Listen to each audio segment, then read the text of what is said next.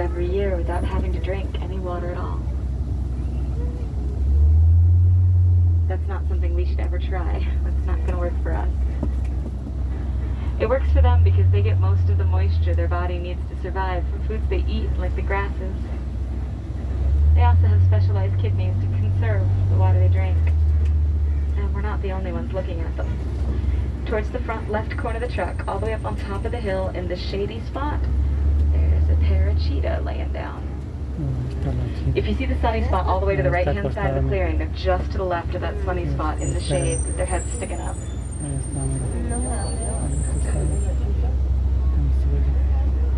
Now, cheetah have been causing a lot of trouble in Namibia hunting livestock.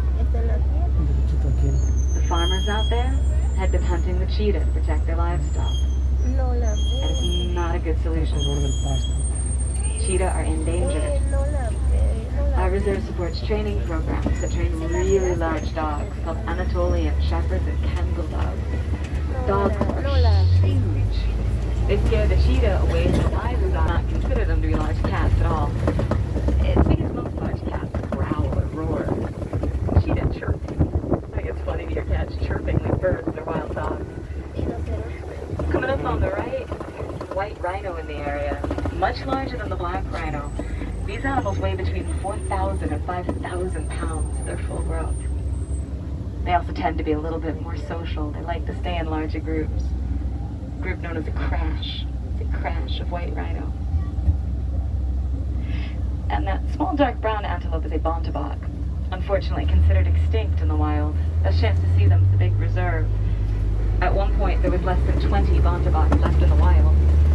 That's when the local farmers really took notice. They brought them all under protected areas. They're doing much better on the big reserves. The numbers have been increasing quite a bit, so we remain very hopeful. As we look in the clearing, as they were feeling threatened, they back into one of the large burrows with their tusks facing outwards. Never ever disturb a warthog that has backed itself into a burrow. Their tusks are very, very sharp. They are not afraid to use them. They've been known to back down much larger predators. Of course, you also don't disturb the white rhino out to the right. That's just because they're massive. On both sides of the road, there's a few ostrich in the area. A few more views of the bontebok out to the right. And towards the front right corner of the truck, the eggs are ostrich eggs. Largest of the bird eggs. Weigh about 3 pounds each. Unfortunately, kind of looks like the leftovers of a grouping since the ostrich are not paying attention to them. Ostrich are actually really good parents. They're communal nesters. These girls all got together, lay eggs into one nest so that all of the ostrich could take turns taking care of the eggs until the little ones hatch. Ostrich can also get into some rather large groups. They can lay up to 78 eggs into a single nest. Out of a group of ostrich that large, only about 21 of the eggs would have been fertilized or incubated to actually hatch. Always left over.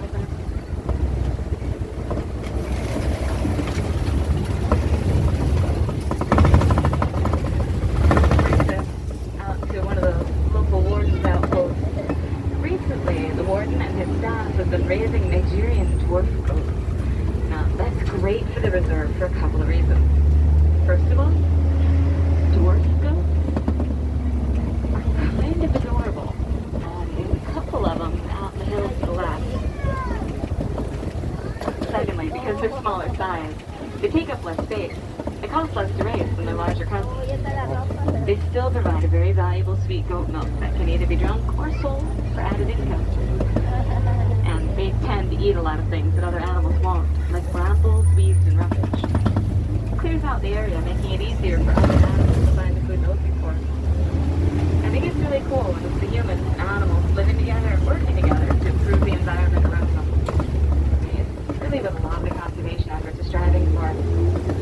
I talked about some of the programs that our reserve has been involved in, but if you'd like more information, stop by one of the local merchandise locations.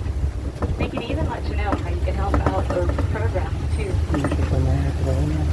One of the biggest ways that we can help the animals we love is by helping others learn to love them too. Hopefully the animals out here were able to inspire you, and if you learn something new, spread it around. Getting to share knowledge and excitement about the animals is something very special that we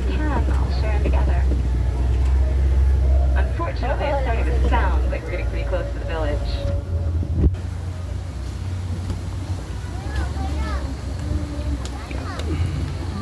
Mm-hmm.